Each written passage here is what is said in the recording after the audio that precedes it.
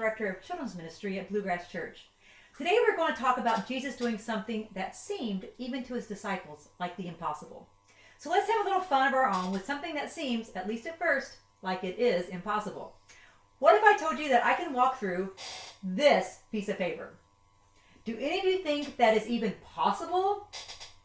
When I get done with this story, we'll see if you still believe that.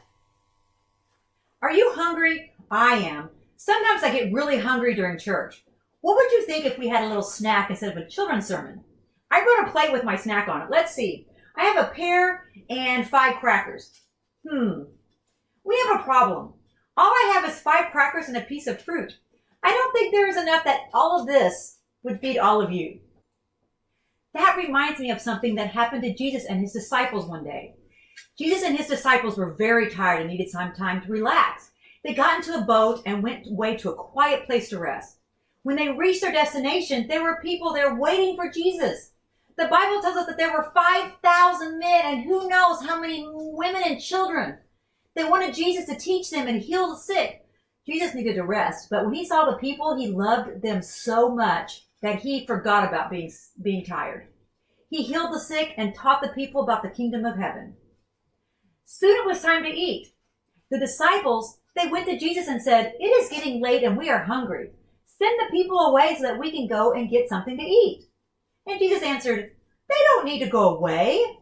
Jesus said, "You feed them." And they said, "Feed them? How can we feed them? We have 5 loaves of bread and 2 small fish. That is all the food we have." Jesus told the disciples to bring the loaves and fish and to tell everyone to sit down on the grass. Jesus took the loaves and fish and looked up to heaven and gave thanks. He then gave the food to the disciples to give to the people.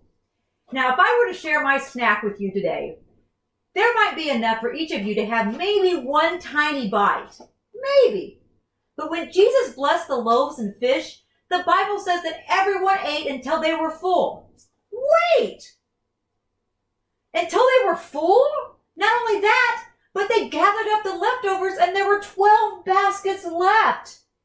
Can you imagine taking these 5 crackers and 1 pear and feeding everyone here and still having food left over? We couldn't do it, but God can. Well, let John and I show you how it really is possible to step completely through this ordinary piece of paper.